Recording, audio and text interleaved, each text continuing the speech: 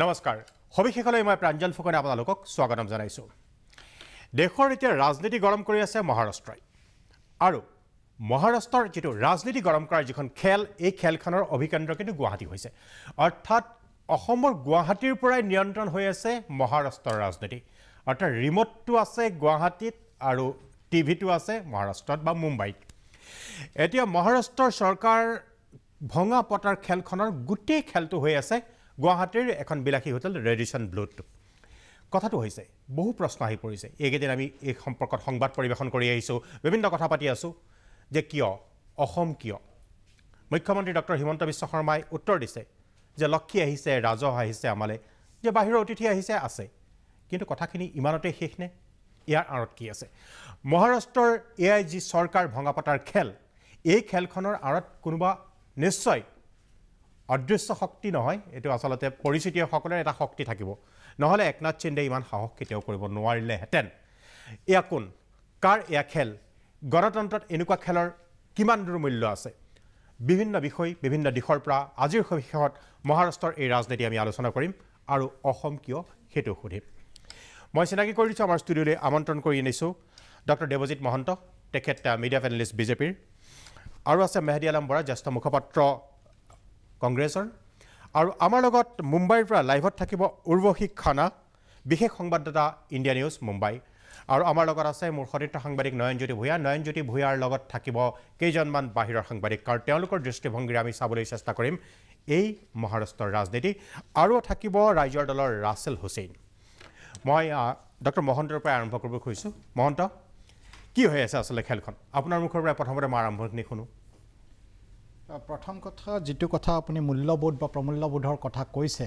এতিয়া যদি প্ৰাঞ্জল ফুকনে আজি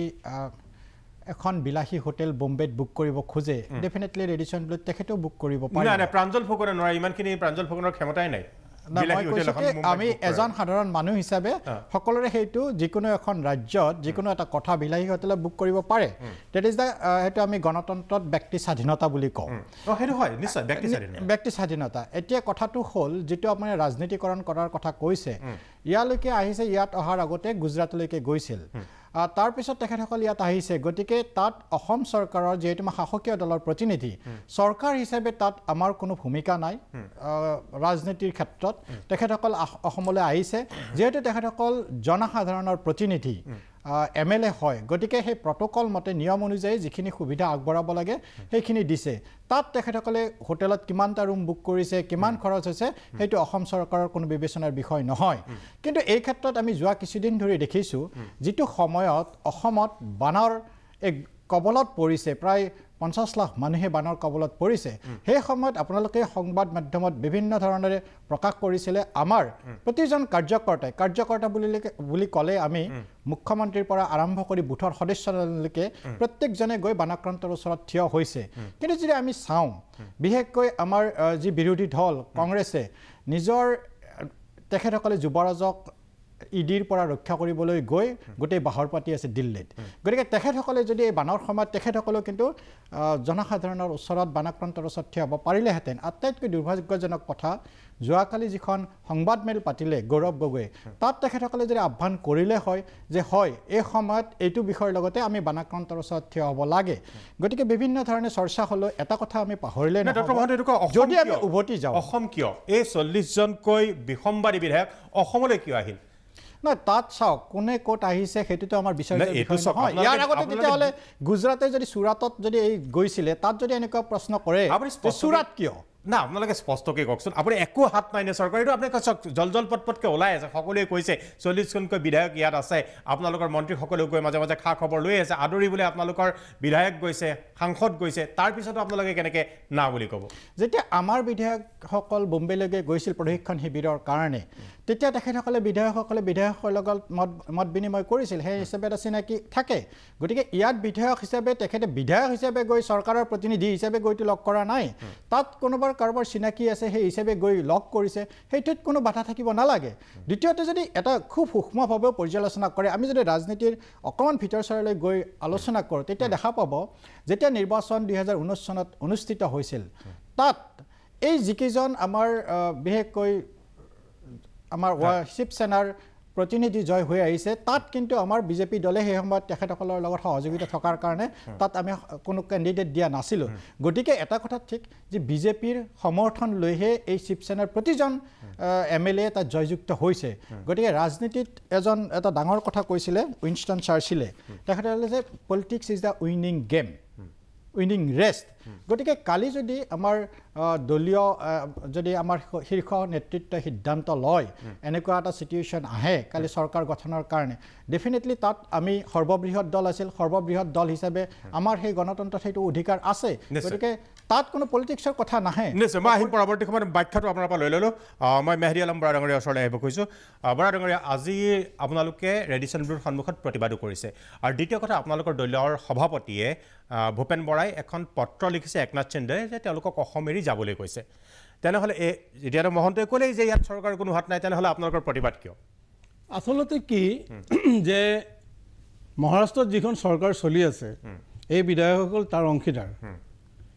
এই মুহূৰ্তলৈকে কাৰণ যেতিয়ালৈকে তাত ফ্ল'ৰত গোটেই বিষয়টো এছেম্বলিৰ মজিয়াত যেতিয়ালৈকে গোটেই বিষয়টো মানে ভোটিং পদ্ধতিৰ দ্বাৰা নিৰ্ণয় নহ'ব তেতিয়ালৈকে এইসকল বিধায়ক বৰ্তমান চৰকাৰৰ অংশীদাৰ আৰু সেই অংশীদাৰ চৰকাৰত কংগ্ৰেছো মহাৰাষ্ট্ৰৰ বৰ্তমান চৰকাৰৰ অন্যতম অংশীদাৰ গতিকেই তাত চৰকাৰ ভঙা পতাৰ এখন যে খেল চলিছে আৰু তাত ধুনীয়াকৈ চলি থকা এখন চৰকাৰক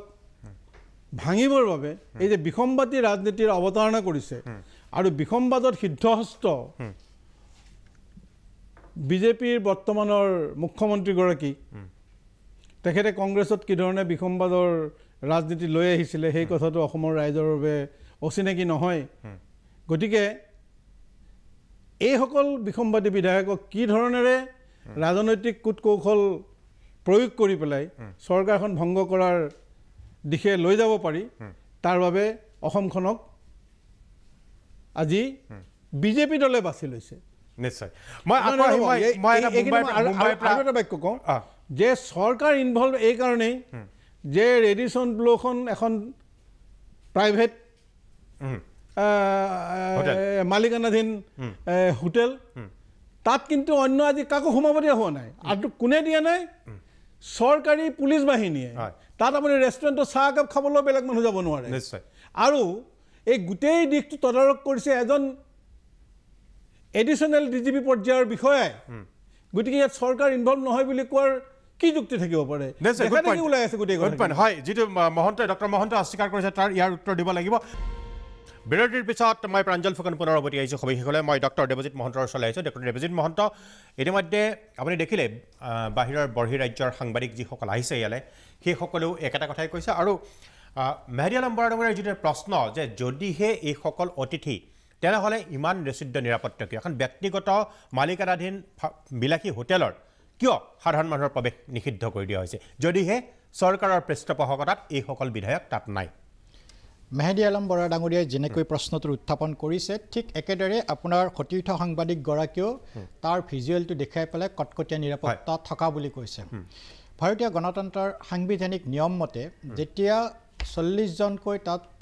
ৰাইজৰ প্ৰতিনিধি MLA আহিছে তেখেতসকলৰ নিৰাপত্তাৰ সুৰক্ষা দিয়াটো এখন চৰকাৰ হিচাপে সেই লোকেল য'ত আহে সেই গভৰ্ণমেণ্টখনৰ ষ্টেট গভৰ্ণমেণ্টখনৰ এটা দায়িত্ব থাকে আৰু সেই দায়িত্ব হিচাপে অসম চৰকাৰে সেই দায়িত্ব পালন কৰিছে ঠিক একে কথাই হয়তো উনুকিয়াব লাগিব যেতিয়া আমাৰ ইয়াৰ পৰা গোটেই বিধায়কসকল বিজেপি নেতৃত্বাধীন চৰকাৰৰ বিধায়কসকল গৈছিল ট্ৰেইনিঙৰ কাৰণে তেতিয়াও ঠিক তেনেদৰে আমাক নিৰাপত্তা দিছিল গতিকে এই ক্ষেত্ৰত বেলেগকৈ এনেকুৱা ধৰণে চাব নালাগে যেহেতু তেওঁলোক ৰাইজৰ প্ৰতিনিধি সুৰক্ষা দিয়াটো এখন লোকেল চৰকাৰৰ ষ্টেট গভৰ্ণমেণ্টখনৰ দায়িত্ব থাকে দ্বিতীয়তে আৰু এটা কথা কৈছিলে যে মহাৰাষ্ট্ৰ গভৰ্ণমেণ্টৰ ক্ষেত্ৰত যদি আমি চাওঁ মহাৰাষ্ট্ৰ গভৰ্ণমেণ্টৰ অল মিডিয়া হাউচ অহা বুলি তাত সতীৰ্থ সাংবাদিকগৰাকীয়ে কৈছিল এইকাৰণে অল মিডিয়াৰ তাত চকু আহিছে বা অল মিডিয়া ইয়ালৈকে অসমলৈকে আহিছে আপুনি যদি চাই মহাৰাষ্ট্ৰ দেশৰ বিজনেছ হাব যিকেইখন ৰাজ্য আছে তাৰ ভিতৰত ওৱান অফ দ্য মেইন ৰাজ্য হয় আৰু আপুনি ৱৰ্ল্ডৰ second fastest city is the Maharashtra গোটেই বিজনেছ আপ তাৰ পৰা অপাৰেট হয় গতিকে ডেফিনেটলি অল মিডিয়া হাউচ তাত অহাটো কোনো ধৰণৰ অস্বাভাৱিক নাই ডক্টৰ মহন্ত মুম্বাইৰ পৰা লাইভটো পাইছোঁ মই আহিম আপোনাৰ মুম্বাইৰ লাইভটো পাইছোঁ মই কৈছিলোঁ এই উৰ্বশী খানা विशेष संवाददाता इंडिया न्यूज़ मुंबई मैं तेखर ओर से उर्वशी जी आपको क्या लगता है क्या सरकार किसकी बनेगी महाराष्ट्र में?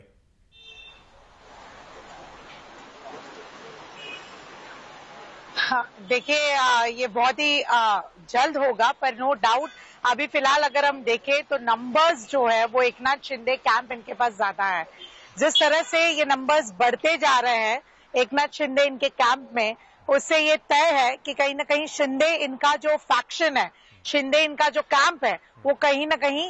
स्ट्रेंथेंड है कहीं ना कहीं वो ज्यादा हैवी वेट है।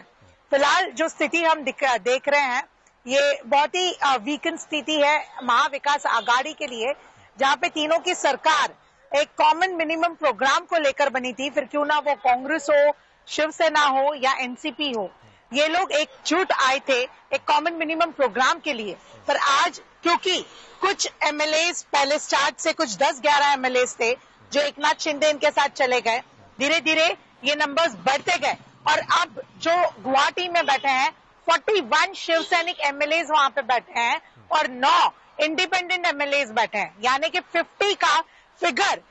फिलहाल महाराष्ट्र से जो है गुवाहाटी में जा पहुंचा है और इसलिए महाराष्ट्र की जो असेंबली है वहां पे एक भूकंप आ गया है। सरकार किसकी बनेगी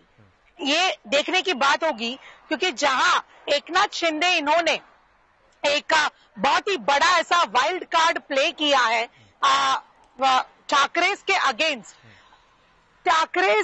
जो माने जाते हैं शिवसेना और ठाकरे यानी कि एक साथ स्टार्ट हुए हैं एक दूसरे से जुड़े हुए हैं और एक दूसरे के साथ ही रहते हैं ये अब कहीं ना कहीं क्या साइडलाइन हो गया है ये एक सवाल खड़ा हुआ है पहली चीज। दूसरी चीज कि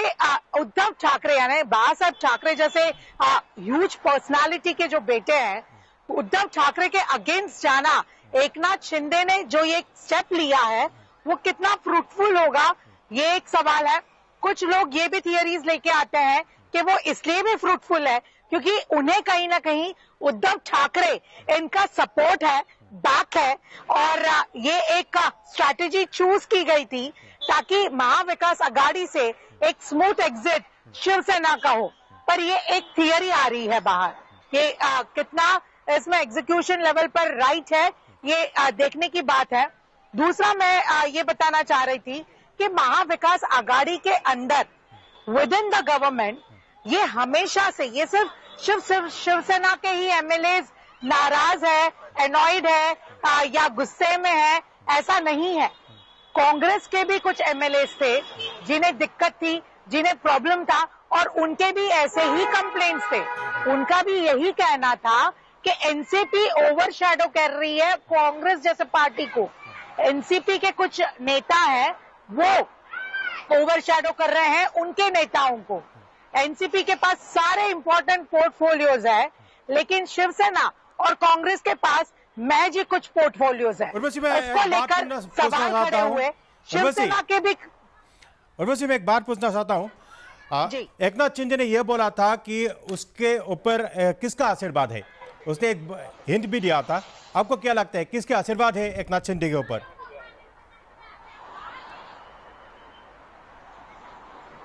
देखिए ये चीज उन्होंने ओपनली तो नहीं बताई पर उन्होंने बताया कि कैसे एक महाशक्ति उनके साथ है वो महाशक्ति जिसने पाकिस्तान को भी दिखा दिया और पाकिस्तान को भी बता दिया कि हम क्या चीज है वो महाशक्ति उनके साथ है। नो डाउट कहीं ना कहीं लोग जिस तरह से एक्सपर्ट्स कहते हैं उनका ये कहना है और जानना है और मानना है कि बीजेपी का रोल प्ले है इसके पूरे चाणक्य इस पूरे जो गेम्स आपको दिखाई दे रहे हैं नंबर्स का जो फिलहाल कॉम्बिनेशन और परम्यूटेशन दिखाई दे रहा है इस पूरे गेम प्लान स्ट्रैटेजी प्लान के चाणक्य देवेंद्र फडणवीस ने बताया जाता है। देवेंद्र फडणवीस जो कि पूर्व मुख्यमंत्री हैं फिलहाल एलओपी थे बीजेपी के वरिष्ठ लीडर हैं नागपुर से आते हैं आरएसएस का गढ़ है नागपुर और वो देवेंद्र फडणवीस उन्होंने कहीं ना कहीं ये स्ट्रैटेजी को एग्जीक्यूशन यानी ये पूरे गेम प्लान के चाणक्य जो है देवेंद्र फडणवीस है, ऐसे बताया जाता है। तो ये महाशक्ति, क्योंकि हमने देखा कि आज एकनाथ शिंदे जब 1-2 घंटे के लिए बाहर भी गए थे रेडिसन होटल से, वो वहां के आसाम के मुख्यमंत्री को मिले। तो ये भी कहा जा रहा है कि सेंटर के साथ टच में रहने के लिए जो है एक जरिया जो है वो आसाम के मुख्यमंत्री है। दो ये चीजें ओपनली ऑब्वियसली नहीं आएंगी, क्योंकि अभी फिलहाल शिवसेना या एकनाथ शिंदे इनके कैंप को ये प्रूव करना है कि कैसे उनकी जो मेजॉरिटी का क्लेम वो जो कर रहे हैं वो टेक्निकली और लीगली पेपर्स पर और प्रूव होता है, ये इंपॉर्टेंट है। और उसके लिए फिलहाल स्ट्रैटेजी की जा रही है, क्योंकि उनको ये भी पता है एकनाथ शिंदे और उनके एमएलएस को कि एक बार अगर वो मुंबई आ गए तो ये फिर से फूट हो सकती है, इसमें फिर से डिवीजन हो सकता है। इसलिए ये बताया जाता है कि ये पूरी एक स्ट्रैटेजी और भी आगे की प्लान करेंगे। और अभी ये बहुत जल्द है कि क्या नंबर्स होंगे, क्या चीज होगा, ये तो फिलहाल जस्ट एक ट्रेलर चल रहा है, क्योंकि पिक्चर पूरा अब तक बाकी है। और पिक्चर तब होगा जब ये नंबर्स प्रूव हो जाएंगे और टॉपलिंग ऑफ गवर्नमेंट अगर पॉसिबल है और अगर हो रहा है तो एग्जीक्यूशन मोड पे रहेगा। पर हाँ, सबको याद दिला दे, देवेंद्र फडणवीस जिन्हें चाणक्य कहा जा रहा है इस पूरे स्कीम और स्ट्रैटेजी प्लान का, वो देवेंद्र फडणवीस आज उसी महाराष्ट्र असेंबली में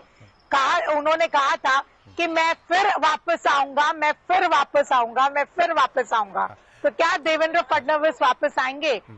या नहीं, ये फिलहाल एक सवाल है। पर हाँ, everyone is curious about the same. Urvashi, और एक बात है, आसाम ही क्यों?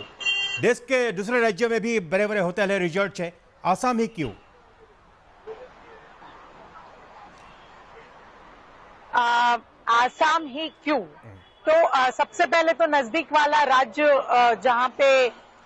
बीजेपी का कंट्रोल है, बीजेपी की पुलिस है, ऐसा उनका जैसे लोगों का कहना है और जो एक्सपर्ट्स कहते हैं। क्योंकि कई जो एमएलएस जिन्होंने ऑर्डील अपनी बताई भी है, उन्होंने ये भी बताया कि कैसे 300-400 पुलिस उनके खातिरदारी के लिए जगह जगह पे खड़े थे। तो और गुजरात क्योंकि नजदीक पड़ता है, आने जाने का अगर शफलिंग हो रहा है नंबर्स इधर से उधर, अगर ये फैक्शन में डिवीजन हो रहा है तो वो इजीली महाराष्ट्र पहुंच सकता है, और अगर ये फैक्शन में डिवीजन हो रहा है तो इजीली वो गुजरात पहुंच सकते हैं। इसलिए एक लंबी दूरी तय की गई है, वो है आसाम की, जो उन्हें प्रोबेबली मोर सेफ और सिक्योर्ड प्लेस लगती है। ऑब्वियसली बीजेपी रूल है, तो नो डाउट इससे बेहतरीन सेफ और सिक्योर जगह कोई हो ही नहीं सकती। और कहीं ना कहीं ये जो सिनेरियो है, इससे फायदा नो डाउट बीजेपी को होना है, क्योंकि बीजेपी के पास नंबर होते हुए भी 105 ये नंबर्स होते हुए भी, मतलब मेजॉरिटी होते हुए भी आज वो अपोजिशन में बैठी है। तो नो डाउट कि बीजेपी चाहती है कि वो ये स्पेस कहीं ना कहीं एस्टैब्लिश करे। और ये आज का कोई अटेम्प्ट नहीं है, ये अटेम्प्ट कई बार हो चुका है, पर इस बार का जो अटेम्प्ट है वो बड़ा रेडी शेडी कर ये पूरा प्लान बनाया गया है, विथ प्रॉपर मैपिंग ये की गई है। और इस बार ये प्लान को ऑपरेशन लोटस इन्हें कहे या जो दूसरा इनका गेम प्लान है वो नाम से कहें, इसको एग्जीक्यूशन मोड पर, इसको रियलिटी मोड पर लाना बहुत जरूरी है, क्योंकि देवेंद्र फडणवीस इनकी इमेज भी कहीं ना कहीं स्टेक पर है। लास्ट टाइम जिस तरह से मेजॉरिटी होकर भी ये एक हम कह सकते हैं कि पूरा जो अर्थक्वेक और ड्रामा दिखाई दिया था सेना और बीजेपी के बीच में, 25 साल का अलायंस टूटा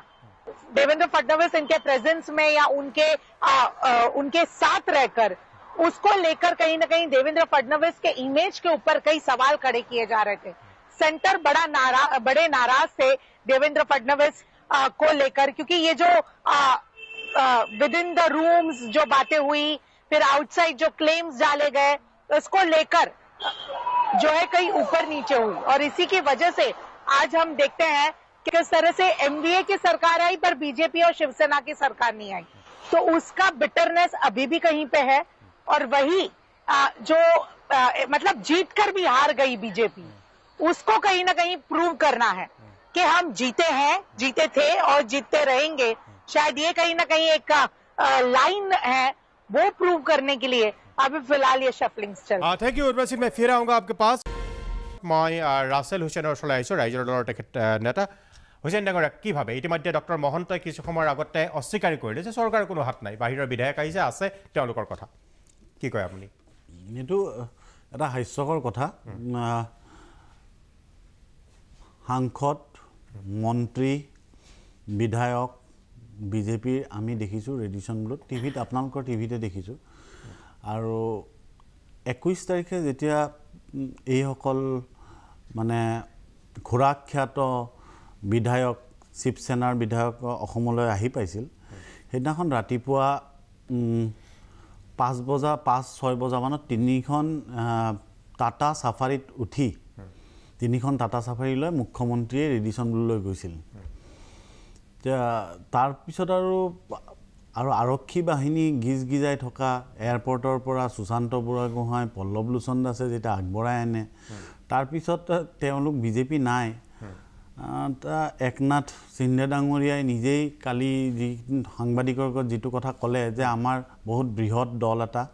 যোনে পাকিস্তানক শিক্ষা দি থৈছে, সেই দলটো আমাৰ লগত আছে। তো ইয়াৰ পিছত আৰু জটপট পটপটকৈ গোটেইখিনি কথা স্পষ্ট হৈ আছে। এতিয়া দ্বিতীয় কথাটো হৈছে যে আটাইতকৈ দুখৰ কথা যে অসমত যেতিয়া 50 লাখ মানুহে, বানপীড়িত মানুহে ককবকাই আছে এডাল মমবাতি, আধা লিটাৰ পানীৰ কাৰণে আৰু এটা ব্ৰেডৰ কাৰণে। মই নিজে যোৱা 4-5 দিন ধৰি নলবাৰী জিলাৰ বৰভাগ অঞ্চলত আটাইতকৈ বেছি ক্ষতিগ্ৰস্ত, নামনি অসমৰ অন্যতম ক্ষতিগ্ৰস্ত অঞ্চল, মই তাতে নিজে আছোঁ। এডাল মমবাতি আৰু ব্ৰেড এটাৰ কাৰণে বা পানী আধা লিটাৰৰ কাৰণে যি আত্মনাদত ভুগিছে, তেনেস্থলত আজি অসমৰ মুখ্যমন্ত্ৰীয়ে যোৱা 21 তাৰিখে কৈছে যে ভাল হৈছে, এইবোৰ নেতা আহিছে, আমি GST যিটো টেক্স পাম, সেই টেক্সেৰে আমি বানপানীৰ সাহায্য দিব পাৰিম। আৰু একে সময়তে প্ৰাক্তন মুখ্যমন্ত্ৰীয়ে কৈছে তেওঁলোকে অম্বুবাচী মেলা চাবলৈ আহিছে। তো কিমানজনে অম্বুবাচী মেলা চাবলৈ আহিলে যোৱাই নাই এতিয়ালৈকে, তাকে ইমান দিনে যে এসপ্তাহ হোৱাৰ পিছত কিমানজনে চালে তাৰ তথ্যটো মহন্ত ডাঙৰীয়া দিব।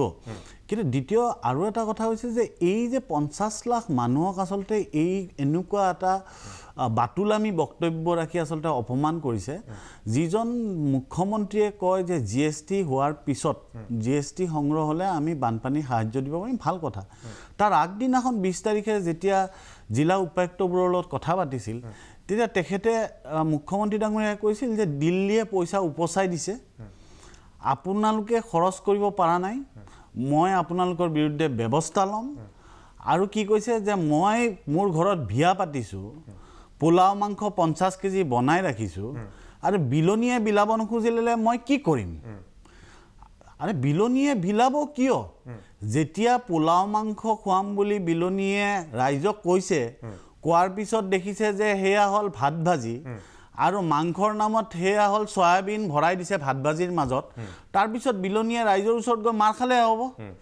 এয়া হ'ল বিজেপি। কাৰণ কিয় তেওঁলোকে ভাত ভাজি দিব লগা হৈছে? কাৰণ এইখন চৰকাৰ উদং, এইখন চৰকাৰৰ উদং নাই। ৰাছেল হুছেইন ডাঙৰীয়া, মই এইখন চৰকাৰ দেৱলীয়া চৰকাৰ। আজি মোৰ আলোচনাৰ কেন্দ্ৰটো হৈছে মহাৰাষ্ট্ৰৰ ৰাজনীতি। এই চৰকাৰ বানপানী সম্পৰ্ক বিষয়টো আঁতৰি গুচি যাব লাগিব। বানপানী না, এইটো বিষয়টো আটাইতকৈ ইম্পৰ্টেণ্ট।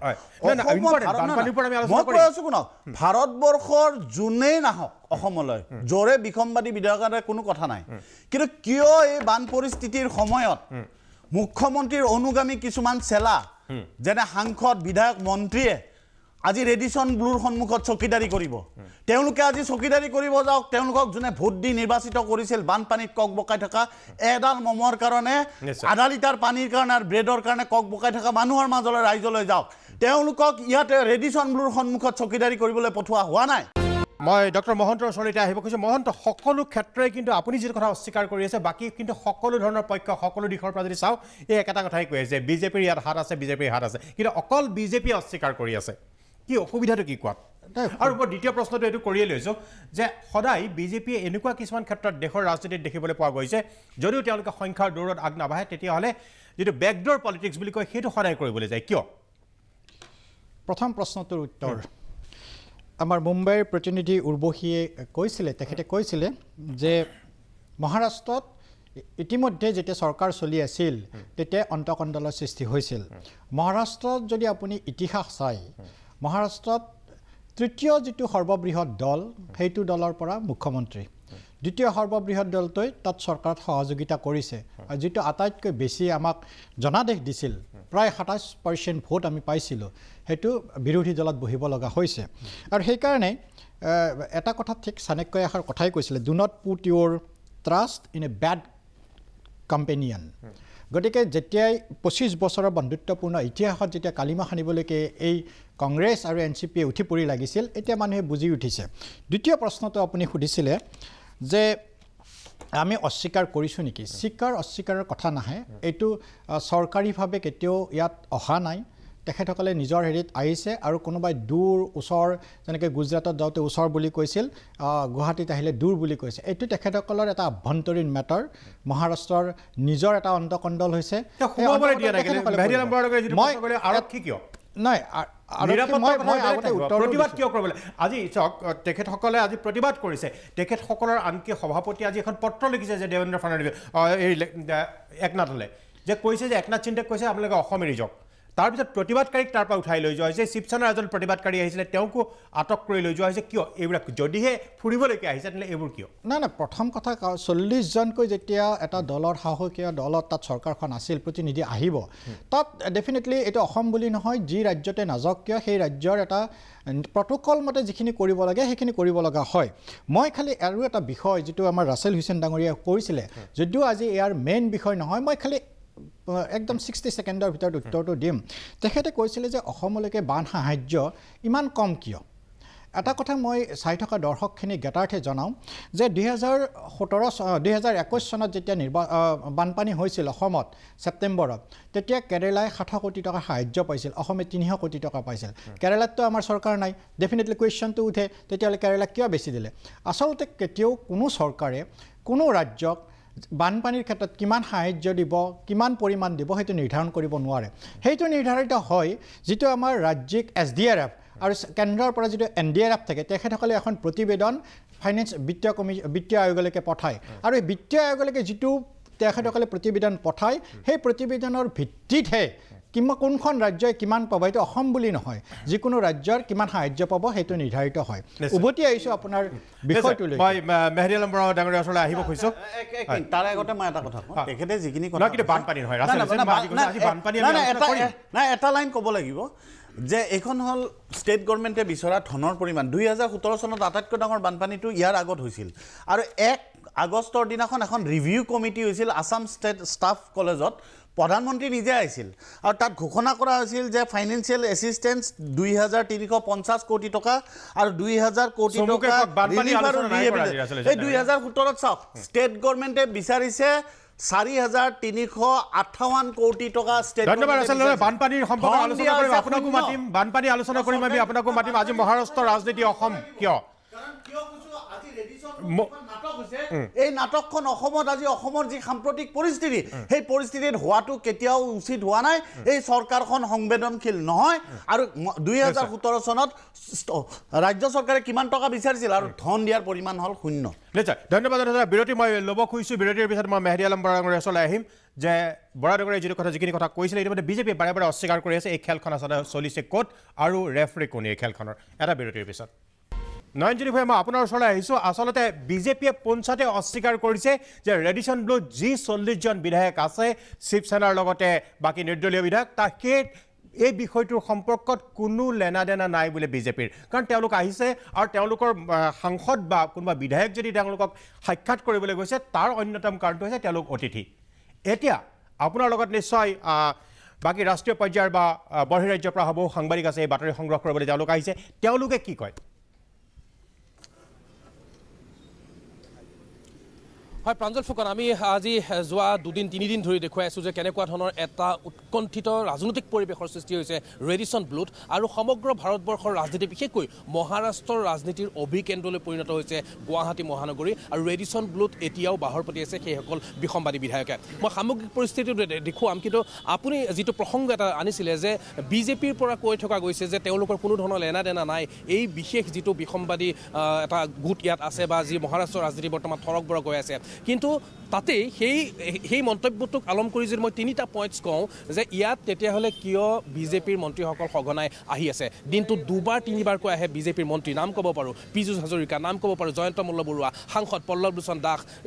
অশোক সিংহাল, তেওঁলোকক আমি দেখি আছোঁ আমাৰ কেমেৰাত তেওঁলোকৰ ভিজুৱেল বন্দী হৈছে। তেওঁলোকে ইমান খবৰ ল'বলৈ কিয় আহিব লগা হয়? সৌজন্যতামূলক যদি সাক্ষাৎ হয় এবাৰ সাক্ষাৎ কৰিলেও হৈ যায়, কিন্তু বাৰে বাৰে সাক্ষাৎ কৰাৰ উদ্দেশ্য কি সেয়া সকলোৱে বুজি পাইছে। অৰ্থাৎ বিজেপিৰ চক্ৰবেহুত যে ভৰি দিছে এইসকল বিসম্বাদী গোটে শিৱসেনাৰ, সেয়া আজিৰ তাৰিখত জল প্ৰৎপত দেশবাসীৰ সন্মুখত স্পষ্ট হৈ পৰিছে। সি যি নহওক ৰাজনৈতিক যি নাটক, পাৱাৰ প্লেৰ যিখন খেল, সেই খেলখন কি হ'ব কি নহ'ব সেয়া আমি পিছত নিশ্চয় গম পাম। কিন্তু আহক সামগ্ৰিক পৰিৱেশটো চাওঁ, কাৰণ মই কৈছোঁ যে দেশৰ এতিয়া ৰাজনীতিৰ অভিকেন্দ্ৰ হৈ আছে গুৱাহাটী। ইয়াত যে চাওক কটকটীয়া নিৰাপত্তা ব্যৱস্থা গঢ়ি তোলা গৈছে এই ৰেডিচন ব্লুত, আৰু আৰক্ষী মোতায়েন কৰা গৈছে।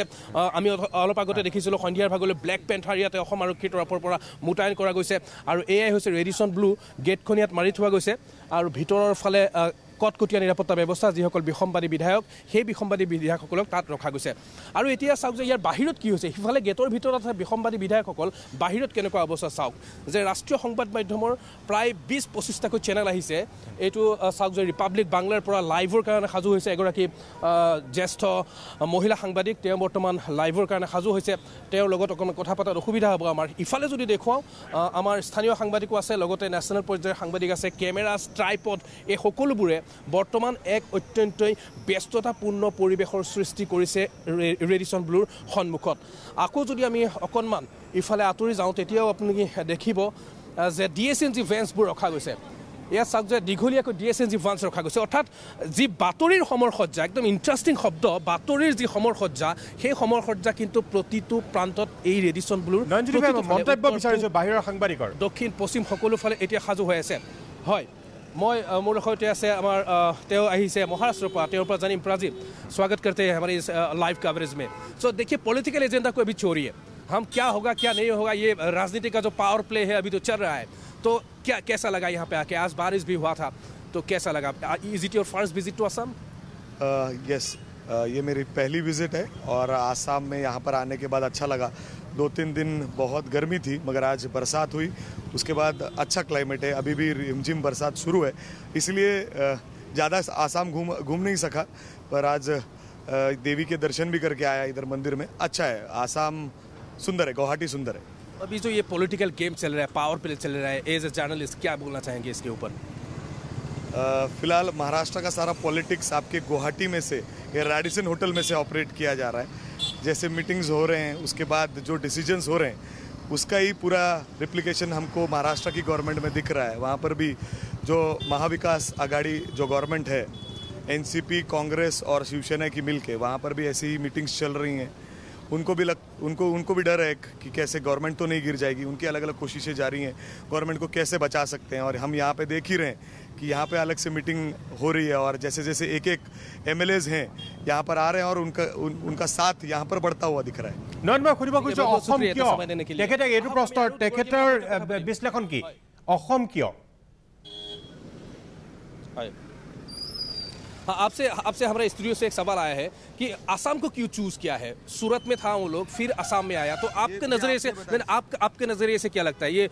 हाँ, सर जी भी है। आपसे ये जानना चाहेंगे कि क्यों आसाम को क्यों चूज किया? बीजेपी का सरकार यहाँ पे है या सुरक्षित है, मुंबई से दूर है? गुजरात सूरत जो है वहाँ भी बीजेपी की सरकार है, लेकिन वो मुंबई से बाय कार 5 घंटे का रास्ता है। कोई भी आ सकता है, कोई भी वापस जा सकता था इजीली। लेकिन यहाँ गुवाहाटी से जाना है, तकरीबन 2-2.5 हज़ार किलोमीटर जाना है आपको, तो सोचना पड़ेगा एक बार। ये भी एक कारण है। और दूसरा है कि ज़्यादा सुरक्षित यहाँ है MLA as compared to the Surat, इसके लिए यहाँ लाया गया। वही कारण है कि सोच सके यहाँ बीजेपी की लीडरशिप है, अच्छा सपोर्ट है यहाँ के लोकल गवर्नमेंट से इन सभी MLAs को, इसके लिए लाया गया। और केंद्र है महाराष्ट्र के राजनीति का, यहाँ अभी जो भूकंप वहाँ होगा उसका डिसीजन यहाँ लेने की उम्मीद है, शायद कल परसों वो डिसीजन हो जाएगा। और ये भी हम बोल सकते हैं कि डॉक्टर हिमंता बिश्व शर्मा जब यहाँ के अभी CM है, वो मिस्टर डिपेंडेबल कहा जा सकता है उसको? आप बोल सकते, क्योंकि हर पार्टी का सीएम जो होता है वो अपने हाई कमांड पे डिपेंडेबल होता है। जो हाई कमांड का कहता है अपनी लोकतांत्रिक राजनीति का स्ट्रक्चर ही वैसा बना हुआ है। तो जो भी है डिसीजन है वो हाई कमांड से आते हैं। और हाई कमांड हो गई कि महाराष्ट्र के स्टेट बीजेपी हाई कमांड को कुछ बता रहे होंगे कि हमें आसाम गवर्नमेंट से ये सपोर्ट चाहिए। तो ये सब आम बात है अभी के राजनीति में कि जो हाई कमांड बोलते हैं वो करना पड़ता है। নিশ্চয় নয়নজিৎ ধন্যবাদ জনাইছো। মই পুনৰ আহিম আপোনাৰ ওচৰলৈ খন্তেক বিৰতিৰ পিছতে মই ডক্টৰ মহন্তৰ ওচৰলৈ আহিম। ইতিমধ্যে সকলোৱে কৈছে, কিন্তু মহন্তই অস্বীকাৰ কৰিছে, বিজেপিয়ে অস্বীকাৰ কৰিছে কোনো ইয়াৰ লগত কোনো ধৰণৰ বিজেপিৰ বা অসমৰ চৰকাৰখনৰ কোনো ধৰণৰ সম্পৰ্ক নাই এই বিধায়কসকল অহাক লৈ। কিন্তু ইয়াৰ বিৰুদ্ধেও বিৰোধীয়ে প্ৰশ্ন উত্থাপন কৰিছে। মহন্তই দিব উত্তৰ এটা বিৰতিৰ পিছত। বিৰতিৰ পিছত মই প্ৰাঞ্জল ফুকন পুনৰ উভতি আহিছোঁ সবিশেষলৈ। মই মেহেদি আলম বৰা ডাঙৰীয়াৰ ওচৰলৈ আহিছোঁ। বৰা ডাঙৰীয়া, আপুনি খুব সুন্দৰভাৱে এটা পইণ্ট উল্লেখ কৰিছিল যে কিয় নিৰাপত্তা এখন ব্যক্তিগত হোটেলত, কিয় সাধাৰণ মানুহক তাত প্ৰৱেশ কৰিবলৈ দিয়া হোৱা নাই, তেনেহ'লে বিজেপিৰ হাত আছে নেকি? এই কথাখিনি ডক্টৰ মহন্তই অস্বীকাৰ কৰি আছে বাৰে বাৰে, বিজেপিয়ে অস্বীকাৰ কৰিছে। ডক্টৰ মহন্তৰ উপায় নাই। ডক্টৰ মহন্ত যিহেতুকে বিজেপিৰ মুখপাত্ৰ, তেওঁ প্ৰস্তুত হৈ আহিছে কি ক'ব। কিন্তু কথাটো হ'ল যে এই কেইগৰাকী বিধায়ক অসমলৈ অহাৰ গোটেই প্ৰক্ৰিয়াটো আজি সমগ্ৰ ভাৰতবৰ্ষৰ সাংবাদিকে আহি ইয়াত সমবেত হৈছে। এনেকৈ ইয়াৰ আগতেও বহু অতিথি অসমলৈ আহিছে, কিন্তু লগে লগে এই ধৰণৰ সাংবাদিক লাগি অহা নাই।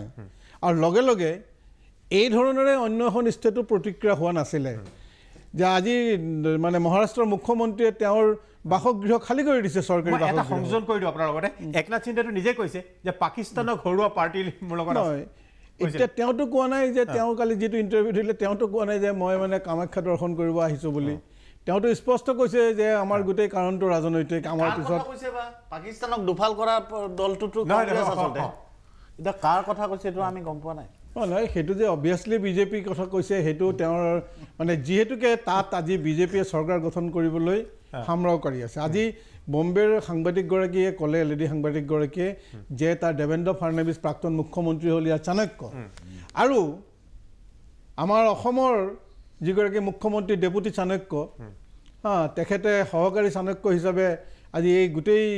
মানে প্ৰক্ৰিয়াটোত অৰিহণা যোগাইছে। গতিকে এটা কথা মোৰ ভাল লাগিছে যে বম্বেৰ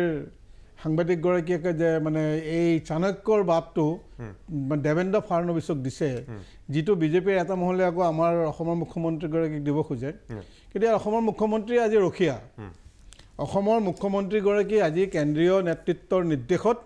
এখেতসকলক ৰক্ষণাবেক্ষণ দিয়াৰ দায়িত্বত আছে। গতিকে তেওঁ মন্ত্ৰী পঠিয়াইছে, বিধায়ক পঠিয়াইছে, পুলিচ পঠিয়াইছে, একো বাকী ৰখা নাই। তেওঁলোকে খাবলৈ পাইছে নাই। আজি বাতৰি কাকতত ওলাইছে 8 লাখ টকা খাইছে। যোৱা এদিনত তেওঁলোকৰ খাদ্যৰ বিল হৈছে 8 লাখ টকা। গতিকে অতিথি আপ্যায়নটো খুব ভালকৈ হৈছে। যি সময়ত 150 গ্ৰাম মিঠাতেল আৰু যি সময়ত 300 গ্ৰাম দাইল আৰু 275 গ্ৰাম চাউল গাইপতি আজি সাহায্য দিবলগীয়া হৈছে, সেইখন ৰাজ্যতে আজি দেখা গৈছে যে 8 লাখ টকা 40 জন মানুহে খাই পেলাইছে। আৰু এটা কথা কয়, গতিকে তেওঁলোক হ'ল এতিয়ালৈকে শিৱসেনাৰ বিধায়ক বা শিৱসেনাৰ তেওঁলোক সদস্য। এতিয়া সেইটোৰ ফালৰ পৰা চাবলৈ গ'লে শিৱসেনাৰ লগত এই মুহূৰ্তলৈকে আনুষ্ঠানিকভাৱে বিজেপিৰ কোনো সম্পৰ্ক নাই। তথাপি কেলে যায়? আজি দুইটা দলৰ মাজততো অহিনকল সম্পৰ্ক। বিৰোধী পক্ষত এটা শাসকীয় পক্ষত, আজি শাসকীয় পক্ষত এই ধৰণৰ যদি অতিথি আপ্যায়ন কৰে, তেন্তে আজি বিহাৰ ইউপিৰ পৰা অহা বা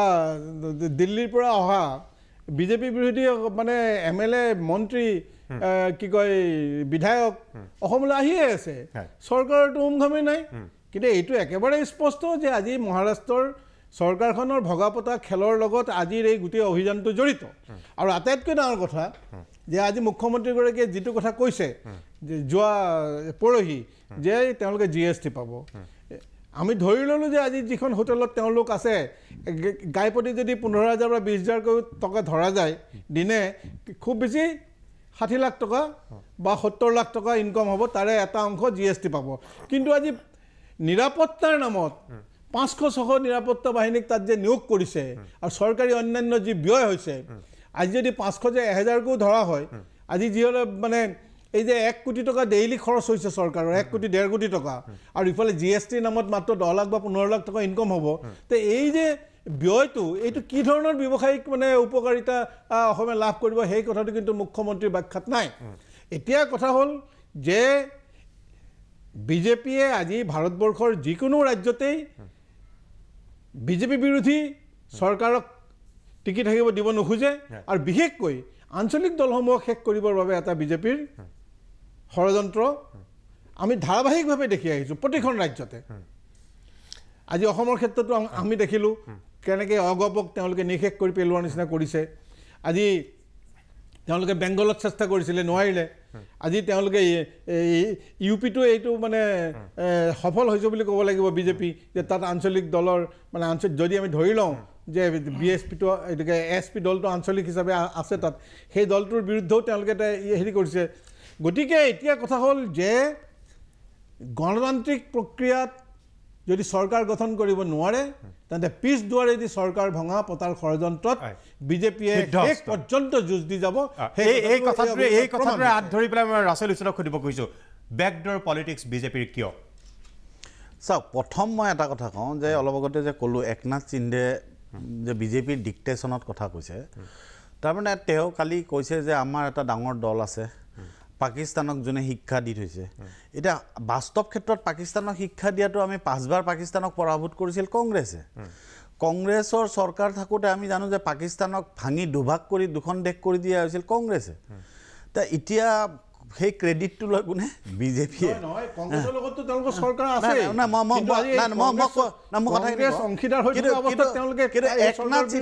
আজি একনাথ সিন্ধে বিজেপিয়ে যেনেকৈ কয় যে পাকিস্তান বিজেপি বুলি নাই মই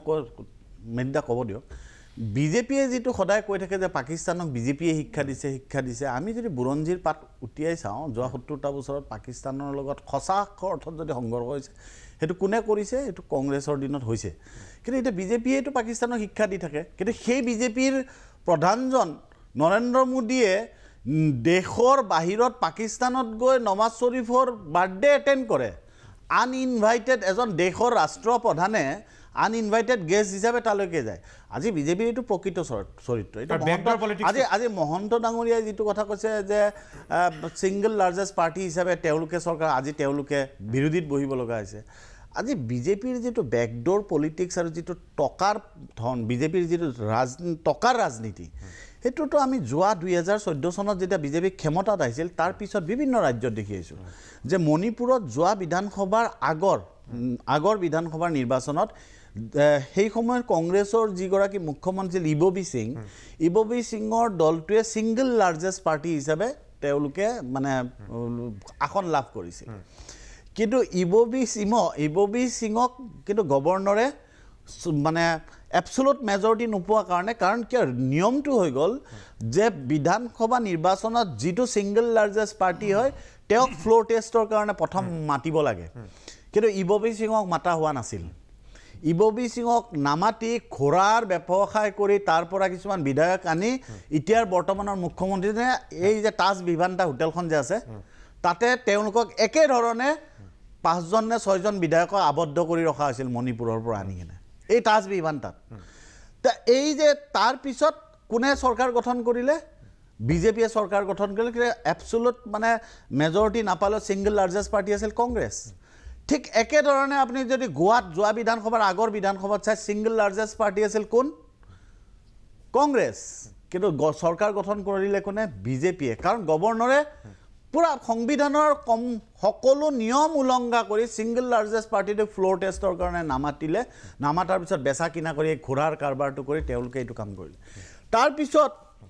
তাৰপিছত আপুনি চাব আজি মেঘালয় হাঁহিয়ে উঠে মেঘালয়ত বিজেপিয়ে কয় যে NDAৰ চৰকাৰ মেঘালয়ত বিজেপিৰ 2জন বিধায়ক মেঘালয়ত বিজেপিৰ 2জন বিধায়ক কিন্তু মেঘালয়ত তেওঁলোকে কয় NDAৰ চৰকাৰ মেঘালয়ত ছিংগল লাৰ্জেষ্ট পাৰ্টি আছিল কংগ্ৰেছ মুকুল চাংমা এতিয়াতো মুকুল চাংমা তৃণমূলত গ'ল সেই সময়ত মুকুল চাংমাৰ নেতৃত্বত ছিংগল লাৰ্জেষ্ট পাৰ্টি আছিল কংগ্ৰেছ কিন্তু গভৰ্ণৰে ফ্ল'ৰ টেষ্টৰ কাৰণে কংগ্ৰেছক নামাতিলে একেধৰণে মধ্যপ্ৰদেশত আপুনি দেখিছে যে মধ্যপ্ৰদেশত কমল নাথৰ যিখন চৰকাৰ সেই চৰকাৰখনত তাৰপিছত জ্যোতিৰাদিত্য সিন্ধিয়াক টোপ দি চেণ্ট্ৰেল মিনিষ্টাৰ কৰিম বুলি ৰাজ্যসভাৰ সাংসদ বনাম বুলি কৈ লৈ গৈ তেওঁৰ অনুগামী 20জনে তেতিয়াতো এণ্টি ডিফেকশ্যন ল তেওঁলোকৰ বিৰুদ্ধে এপ্লাই হ'ব সেইকাৰণে তেওঁলোকে ৰিজাইন দিলে পদবীৰ পৰা ৰিজাইন দিয়াল মাইনৰিটি চৰকাৰ হৈ গ'ল কংগ্ৰেছ চৰকাৰ ভাঙা গ'ল ভাঙা যোৱাৰ পিছত সেই 20 জনৰ পুনৰবাৰ নিৰ্বাচন হ'ল তাতে বিজেপিৰ কেণ্ডিডেট দিলে তেওঁলোকক দিয়াৰ পিছত বিজেপিয়ে চৰকাৰ কৰিলে তাতে ঠিক তেনেকৈ আকৌ কৰ্ণাটকত মানে সামগ্ৰিকভাৱে দেশৰ কৰ্ণাটকত কুমাৰাস্বামী আৰু কংগ্ৰেছৰ এলায়েন্স চৰকাৰ আছিল এছ জি দেৱগৌড়াৰ পুত্ৰ কুমাৰাস্বামী আৰু কংগ্ৰেছৰ এলায়েন্স চৰকাৰ আছিল সেইখন চৰকাৰৰ কি কৰা হ'ল সেইখন চৰকাৰ ভাঙি দিয়া হ'ল একেই পন্থা ল'লে তেওঁলোকে যে একচাম নেতাক তেওঁলোকে পইচা দি কিনি ল'লে আৰু তেওঁলোকে ৰিজাইন দি আকৌ পুনৰবাৰ তাত বাই ইলেকশ্যন পাতি নিৰ্বাচন অনুষ্ঠিত আজি চাওক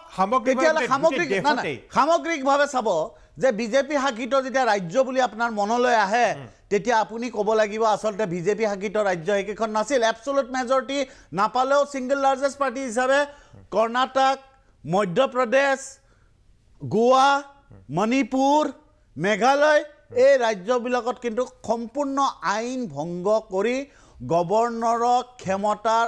অপব্যৱহাৰ ডক্টৰ মহন্ত উত্তৰ দিব বিজেপিয়ে চৰকাৰ গঠন কৰিছে নিশ্চয় এটা বিৰতি ল'ব খুজিছে বেকডোৰ পলিটিক্স বিজেপিৰ যিটো মহাৰাষ্ট্ৰত কৰিবলৈ গৈ আছে নেকি কাৰণ বিজেপিয়ে এই শিৱসেনাৰ এই বিধায়কসকলক কিয় আশ্ৰয় দিছে কাৰণ তেওঁলোকতো বিৰোধীৰ তথাপিও আতিথ্য নেকি নে এইটো বেকডোৰ পলিটিক্সৰ অন্য এটা ৰূপ ডক্টৰ মহন্তক মই বিচাৰিম ইয়াৰ উত্তৰ এটা বিৰতিৰ পিছত মই প্ৰাঞ্জল ফুকন পুনৰ উভতি আহিছোঁ সবিশেষলৈ মই ডক্টৰ মহন্তৰ ওচৰলৈ আহিছোঁ ডক্টৰ দেৱজিৎ মহন্ত আপুনি কি কয় যে ইতিমধ্যে অভিযোগ উঠিছে বিজেপিৰ বেকডোৰ পলিটিক্স কাৰণ ক্ষমতাত নাথাকিলে যদিও জনসাধাৰণৰ ৰায়ৰ ভিত্তিত তেওঁলোকে ক্ষমতা দখল কৰিব নোৱাৰে তেনেহ'লে চলে বলে কৌশলে পিছ দুৱাই দি হ'লেও ক্ষমতা কুক্ষিগত কৰিবই এই সম্পৰ্কত বিজেপিৰ কি ক'ব মই গোটেই দুইগৰাকী ইয়াত সন্মানীয় পেনেলিষ্টৰ কথাখিনি শুনিছোঁ মই আপোনাৰ প্ৰশ্নটোৰ উত্তৰ দিয়াৰ আগতে খুব চমুকৈ তেখেতসকলে দুটা প্ৰশ্নৰ উত্তৰ দিলোঁ আশা কৰোঁ তেখেতসকলে শুনিব প্ৰথম আমাৰ মেহেদি আলম বৰা ডাঙৰীয়াই কৈছিল যে ছিকিউৰিটি বা সুৰক্ষাৰ নামত ইমান ব্যৱস্থা কিয় কৰা হৈছে এপ্ৰিলত ৰাজস্থানৰ উদয়পুৰত কংগ্ৰেছৰ এখন প্ৰশিক্ষণ শিবিৰ হৈছিল আমি এতিয়া এইটো ক'লেতো নহ'ব যে তাত ৰাজস্থানত কংগ্ৰেছৰ চৰকাৰ আছে কাৰণে তেখেতসকলক সিমান সুৰক্ষা দিয়া হৈছে গতিকে এতিয়াতো ডেফিনেটলি ছিকিউৰিটি এটা কথা থাকে সেই হিচাপে দিয়া হয় দ্বিতীয়তে তেখেতে এটা নম্বৰ উনিকিয়াই আছিল যে খাদ্য বিলৰ নামতে মোৰ দেন 8 লাখ টকা হ'ব এইটো কথা চৰকাৰীভাৱে কেতিয়াও ডিক্লাৰেশ্যন হোৱা নাই বা এইটো নকৰিও যে তাত যিটো বিল হ'ব সেইটো অসম চৰকাৰে দিম বুলি ঘোষণা কৰা নাই গতিকে তেখেতসকলে কিমান বিল হয় সেইটো তেখেতসকলৰ কথা দ্বিতীয়তে আৰু এটা কথা কৈছিলে আমাৰ ৰাছেল হুছেইন ডাঙৰীয়াই যে পাকিস্তানৰ কথাটোলৈ আপুনিও এবাৰ কৈছিলে প্ৰসংগত যে একনাথ সিন্ধে এই কথাটো কৈছিলে একনাথ সিন্ধেৰ কোৱা কথাটোহে আপুনি উত্থাপন কৰিছিলে দুটা কথা হয় যে তেখেতে কৈছে যে কংগ্ৰেছে সেই দিনতহে বেছি সুৰক্ষিত মানে পাকিস্তানৰ আক্ৰমণ কৰিছিল আমাৰ যেতিয়া ফুলালামপুৰ বা উৰিত যেতিয়া ঘটনাবিলাক হ'ল বা আমাৰ যেতিয়া বীৰ সেনাবিলাকে গৈ পাকিস্তানৰ সীমাত গৈ তেখেতসকলৰ দেশত গৈ আক্ৰমণ কৰিলে তেতিয়া কিমান দুৰ্ভাগ্যজনক কথা চাওক তেতিয়া কংগ্ৰেছৰ ৰাহুল গান্ধীদেৱে কৈছিলে প্ৰমাণ ক'ত ডক্টৰ মহন্ত আপুনি এই মূল বিষয়ৰ উত্তৰ দিব নেকি মূল বিষয়টো এতিয়া মই আহিছোঁ আপুনি প্ৰশ্নটো সুধিছে বেকডোৰ পলিটিক্সৰ যিটো কথা কোৱা হৈছে চাওক গণতন্ত্ৰত জনতা জনাৰ্দন আজি যদি আমি ভাবোঁ ভোটে বেলট পেপাৰে চব নিৰ্ধাৰণ কৰে যদি এনেকুৱাকৈ যিটো কোৱা হয় যে যেনেকৈ এখেতসকলে কৈছিলে যে আমি বেকডোৰ পলিটিক্স কৰোঁ বেকডোৰ পলিটিক্স কৰা হ'লে আজি ভাৰতৰ 38খন ৰাজ্যৰ ভিতৰত 18খনত বিজেপিৰ কেতিয়াও উত্তৰণ নহ'লহেঁতেন নিশ্চয় আমি কিবা কৰিব পাৰিছোঁ সেইকাৰণে জনতাই আমাক আশীৰ্বাদ দিছে জনাদেশ দিছে গতিকে ইয়াত কোনো বেকডোৰ পলিটিক্সৰ কথা নাই জনাদেশ য'ত দিয়া নাই তাতোতো আপোনালোকে ক্ষমতা হস্তগত কৰিছে কেনেদৰে চাওক জনাদেশ ক'ত এতিয়া যদি আজি আমি মহাৰাষ্ট্ৰৰ কথা পাতি আছোঁ মহাৰাষ্ট্ৰত 26% ভোট শ্বেয়াৰ হৈছে বিজেপিৰ প্ৰতি মানুহৰ আকুণ্ঠ সঁহাৰি আছে তাত যদি আপুনি চাই 26%ৰ লগত আপুনি যোগ কৰিব লাগিব যিখিনি শিৱসেনাই ভোট পাইছিল কাৰণ য'ত শিৱসেনাৰ প্ৰতিনিধিয়ে তাত কণ্টেষ্ট কৰিছিলে তাত বিজেপিৰ কেণ্ডিডেট দিয়া নাই গতিকে 26% আমাৰ পাইছে প্লাছ 20% পাইছে শিৱসেনাই 46% ভোট আমাক দিছে তাত আমি ক'ত বেকডোৰ আপুনি এইটোৱে ক'ব খুজিছে যে আপোনালোকক জনতাই ৰায় দিছে কিন্তু 46% ভোট মহাৰাষ্ট্ৰত আমি পাইছোঁ তাৰ মানে এইটো কৈছে নেকি আমি বেকডোৰ কৰিছোঁ 46% ভোটৰ যেতিয়া আমি মানুহে জনাদেশ দিছে জনসাধাৰণে এটা কমেণ্ট চৰকাৰ অনুষ্ঠান শেষ কৰিব হ'ল মই এটা কথাই কওঁ যে উদয়পুৰত এখন ঘোষিত দলীয় আনুষ্ঠানিক সভা হৈছে সেই সভাটোতো ছিকিউৰিটি দিব কিন্তু তাৰ লগত যদি এই ধৰণৰ ষড়যন্ত্ৰমূলক এখন মানে সমাবেশৰ লগত সম্পৰ্ক কৰিব যায় বিষয়টো এনেকুৱা ধৰণৰ কাৰণ তথ্যগতভাৱে বিজেপি অস্বীকাৰ কৰি আছে বাৰে বাৰে যে এই যিখন মহাৰাষ্ট্ৰৰ ৰাজনীতিৰ খেল এইখনত বিজেপিৰ কোনো হাত নাই কিন্তু একনাথ সিন্ধে কিন্তু আওবগেকে বুজাই দিছিলে তেনেহ'লে অসম কিয় মই বাৰে বাৰে সেইটো প্ৰশ্ন কৰি আছোঁ আৰু ৰাষ্ট্ৰীয় পৰ্যায়ৰ বহু সাংবাদিকেও এইটো কথা কৈছে যে অসমত থাকিলে দূৰ হয় আৰু সেয়েহে এই ঘোঁৰা কিনা বেচাৰ খেলটো কৰিবলৈ অসুবিধা হয় সেয়ে হৈছে সকলোকে ধন্যবাদ জনাই আজিলৈ সবিশেষৰ পৰা মই প্ৰাঞ্জল ফুকনে বিদায় লৈছোঁ ধন্যবাদ